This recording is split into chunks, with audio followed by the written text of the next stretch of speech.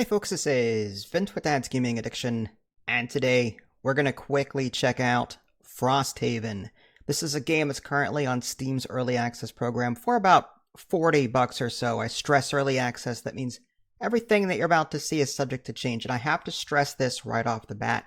This is more of a first impressions video. I am relatively new to Gloomhaven, and by extension Frosthaven, so I am by no means an expert at this game. So I'm going to give you a general overview of what I've experienced so far and my initial thoughts. But I feel like after I've played, I feel like I need to watch several videos on how to actually play the game and some tips on like how to handle certain situations, because I felt like even on the easy difficulty setting, I was getting my butt kicked, and there's a timer in the game in the form of the cards that you have, and I'll get into that in a little bit. Now, there's a story difficulty mode, and I thought, okay, I can learn the game that way. And turns out, I was fighting for my life, even in the story setting. And there are 6 different difficulty settings, so why not make story super freaking easy for the newcomers that just need time to understand and learn this game. If you've seen the box in real life, this is based off of an actual tabletop game. If you've seen the box, you'll see that it's huge. It's huge. So there's a lot of components, a lot of things to learn. It's a complex game. So with 6 different difficulty settings, I was hoping that like story mode or easiest setting would be, very easy, and hold my hand to help me learn the game. Now, there are 6 different characters that you can choose between, and I only play this in solo. I know there's multiplayer, but I only got the 1 key. And there are 6 different characters to choose from. I simply picked 2 of them that had the lowest complexity rating, because I didn't trust myself with anyone higher. But you can dual wield, or well, you can quad wield, I guess, 4 different characters, 3 different characters, but it becomes very complex when you do that.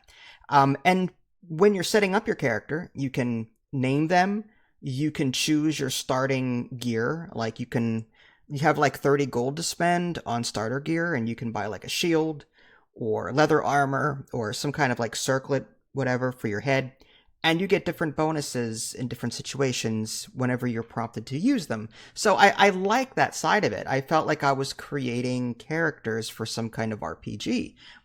So I was kind of I enjoyed that side of it. And then I said, okay, there's a mission coming up for the first mission. I get to choose a battle goal. Also really cool. It's like these are things to aim for so that I get some kind of perk mark. Unfortunately, the tutorial is very short and didn't really tell me what half of that stuff meant. Like, I didn't know, like, the tutorial gave me the basics, but it didn't really deep dive into strategy or what certain things mean. But so the gist of the game is this: it's turn-based, and your character has a small deck of cards. You're going to choose 2 of them for your turn. The number on the card will determine the initiative order. So the first card you choose is your initiative. So if you choose card number 15 and card number 61, 15 is your initiative for that turn. If you choose 61 and then 15, 61 is your initiative, so you can like have it both ways if you want to go last. But when it's your turn, you choose the top half of a card and the bottom half of a card, like of the other card. So on one card, it's either the top or the bottom half, and then on the other card that you chose, it's the opposite side. So you've got some choices to make. Some cards require patterns, like you and other characters have to be in certain positions in order for them to work. Some are one-offs. There's a little red X on those cards to tell you that if you use this ability, you lose it forever until the battle is over. Some are ranged attacks. Some are melee attacks.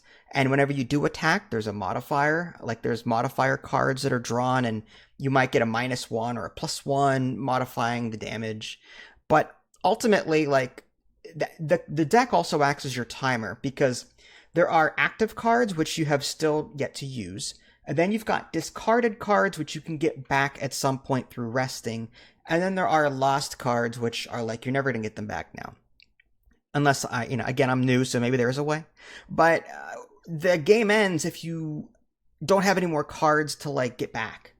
So you're on a timer to use your cards in the most efficient way possible. to clear out all of the enemies or complete your objective.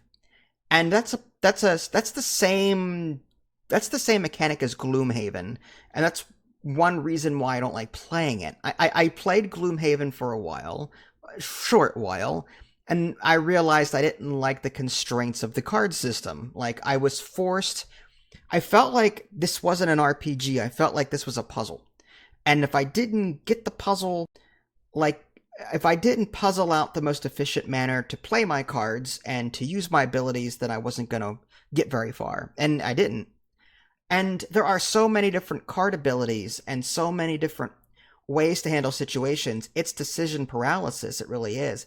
I spent an hour and a half on the first stage here, the level that you're looking at, and I was winded at the end of it. Like, it went on way too long. I killed the first 3 or 4 enemies. I got, okay, that's it.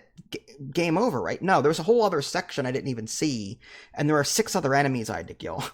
So I'm like, oh crap. But you can short rest, you can long rest for various effects.